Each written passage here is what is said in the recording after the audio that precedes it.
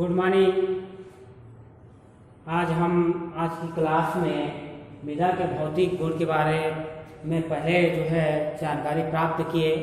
आज उसी के आगे मृदा के भौतिक गुण है 15-16 जो भौतिक गुण है उसके 2-4 पॉइंट है उसके बारे में जानेंगे। जैसे मृदा संरचना सॉइल स्ट्रक्चर कहते हैं, मृदा आकार सॉइल टेक्सचर कहा जाता है, मृदा रंध्रों का स्पोर बोला जाता है, मृदा जल या नमी।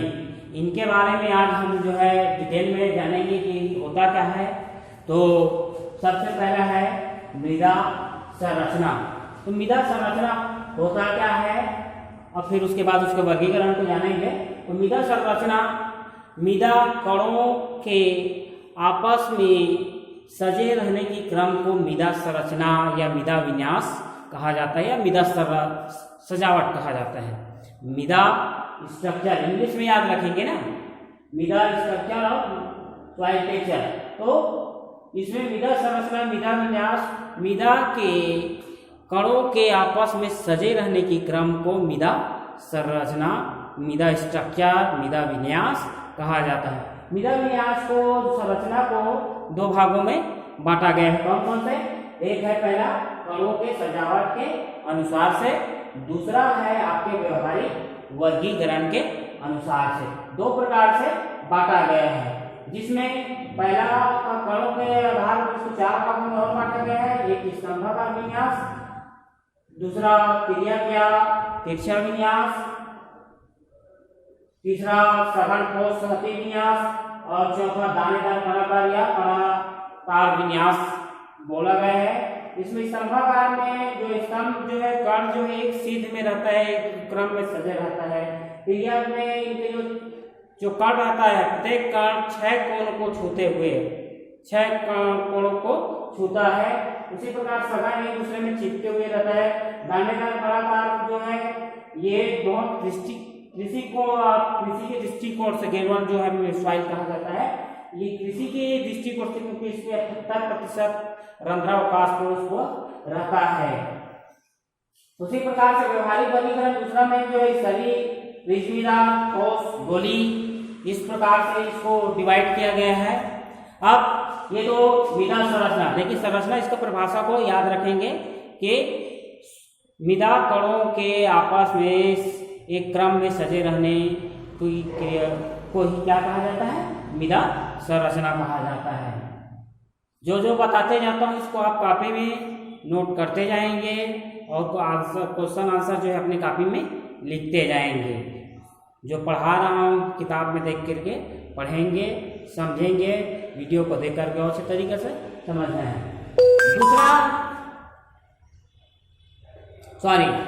दूसरा मृदा कणाकार सॉइल टेक्सचर।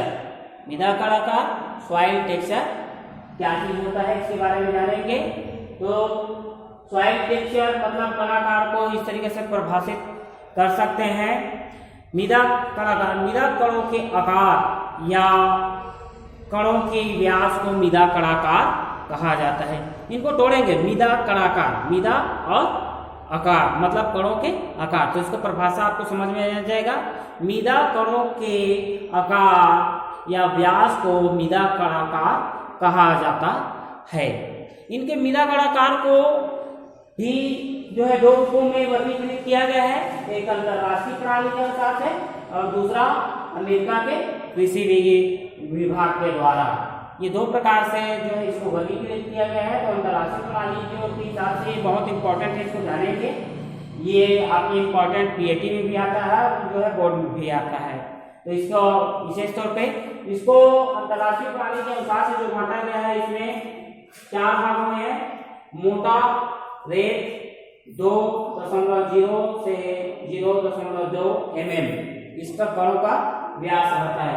उसी प्रकार से दूसरा महीन रेत 0.2 से 0.02 mm। उसी प्रकार से तीसरा सिल्ड 0.02 से 0.002। उसी प्रकार से चौथा चिकनी मिट्टी में 0.002 से कम mm का व्यास होता है। ये बहुत ही इंपॉर्टेंट रहता है। उसी प्रकार से अमेरिका के कृषि विभाग के अनुसार इसको 7 भागों में बांटा गया है, 7 उसमें वर्गों में बांट दिया गया है। इसमें भी आपके प्रयास किया जाता है, इसको किताब से देख लेंगे। उसी प्रकार ये 2 हो गए, मृदा संरचना और मृदा कणाकार। अब जानेंगे मृदा रंध्रावकाश, कोर स्कोर। ये बहुत आता है आपके एग्जाम में, आपकी 11वीं में भी आएगा और 12वीं में भी बहुत इंपॉर्टेंट है। रंध्रावकाश या रिक्त स्थान अलग अलग नामों से लिया जाता है, रंध्रावकाश या कोर स्कोर। तो होता क्या है इसके बारे में जानेंगे। तो इसको परिभाषित रूप से आप कर सकते हैं, किसी निश्चित आयतन की मिट्टी का वह भाग, क्या एक बार और सुनेंगे, किसी निश्चित आयतन की मिट्टी का वह भाग जो घन पदार्थ खाली रहता है, रंध्रावकाश या रिक्त स्थान या कोर स्कोर कहलाता है। अब इसको सरल भाषा में मैं आपको समझाता हूं। मिट्टी के आयतन का वह रिक्त स्थान जो खाली रहता है या रिक्त रहता है, उसे रिक्त स्थान या रंध्रावकाश कहा जाता है। मिट्टी के कणों के बीच में जो खाली स्थान पाया जाता है वही रंध्रावकाश होता है। आप मिट्टी देखेंगे तो मिट्टी में पानी डालोगे तो पानी क्या होता है, मिट्टी के अंदर सिकुड़ जाता है, मतलब क्या होता है, उसमें अवशोषित हो जाता है। क्यों? उसमें जगह रहता है, रिक्त स्थान रहता है, कणों के बीच में स्थान रहता है जिसमें वायु और क्या जल उसमें जाकर समाहित होता है। ये जो है बहुत उपयोगी है। उसमें लाभदायक जीवाणु विद्यमान रहते हैं, वायु विद्यमान रहते हैं, जल विद्यमान रहते हैं, सूक्ष्म जीव आपके विद्यमान रहते हैं। बहुत सारी क्रियाएं इसमें होता है, तभी आपके पौधों की वृद्धि और विकास होता है। तो ये रिक्त स्थान भी आवश्यक होता है। इसमें इनको भी जो है रिक्त स्थान को और इस तरीके से जो है आप 4 को इसमें 5 भागों में रंध्रावकाश अलग अलग मृदाओं में होता है, पाई जाती है। रंध्रावकाश की प्रतिशत मात्रा रहता है। हमारे यहाँ की जो मिट्टी है जितने प्रकार की पाई जाती है, बलुई मिट्टी, बलुई दोमट मिट्टी, चिकनी मिट्टी या आपके चिकनी दोमट मिट्टी। तो इसमें बलुई में 30% रंध्रावकाश पाया जाता है, बलुई दोमट में 35, दोमट में 45, चिकनी दोमट में 50, चिकनी में आपके 55। बलुई दोमट और दोमट मिट्टी आपके एग्रीकल्चर के लिए बहुत इम्पोर्टेंट रहता है। इसमें सभी प्रकार की फसल उगाया जा सकता है। ये बलुई दोमट या दोमट, ये याद रखेंगे विशेष तौर पे। तो ये रंध्रावकाश के बारे में हो गया। रंध्रावकाश का जो है महत्व, इनके बारे में जानेंगे। रंध्रावकाश में हवा व जल के उचित संचार से पौधों में क्या होता है, वृद्धि अधिक होता है। दूसरा महत्व होता है मृदा जीवाणु अपना कार्य ठीक ढंग से करते हैं। कि तीसरा होता है रंध्रावकाश अधिक होने पर भूमि में जल का संग्रहण अधिक होता है, जिससे पौधों की जड़ें व मूल रोमों का जल शोषण बढ़ जाता है। उसी प्रकार से चौथा आपके वह मृदा ताप तथा ऊष्मा को नियंत्रित करने में सहायक होता है रंध्रावकाश। ये आपके क्या हुआ, रंध्रावकाश। हमारा चौथा टॉपिक है भौतिक गुण जो है मृदा जल या मृदा नमी। इसको परिभाषित इस तरीके से कर सकते हैं, मृदा में उपस्थित जल को या मृदा में समाहित जल को मृदा जल कहा जाता है। क्या? मृदा में उपस्थित जल को मृदा जल कहा जाता है।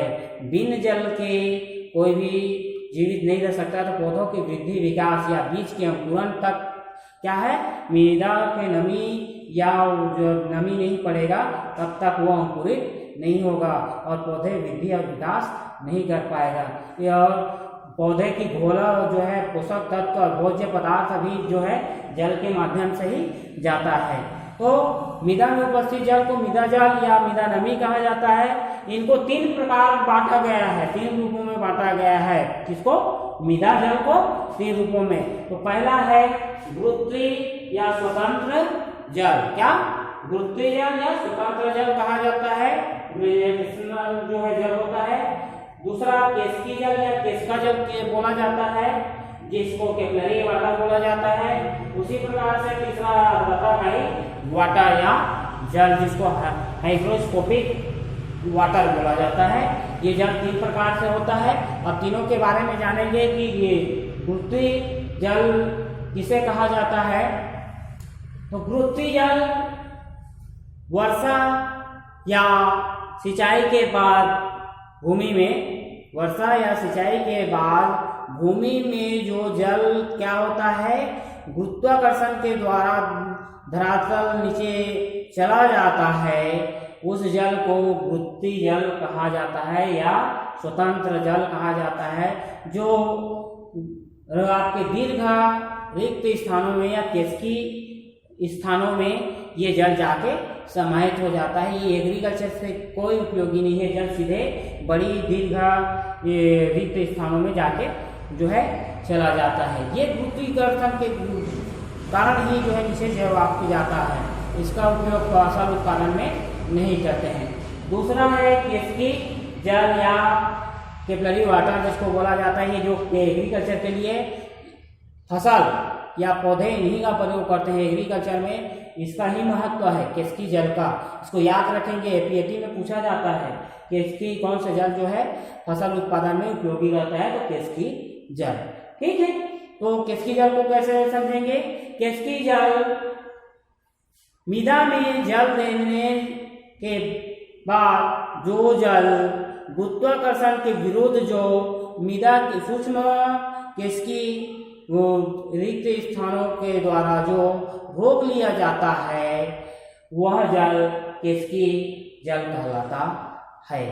अब ये केसकी जल जो है ये बहुत ही इम्पोर्टेंट है। इसके बारे में जानेंगे, इसके महत्व भी जानेंगे।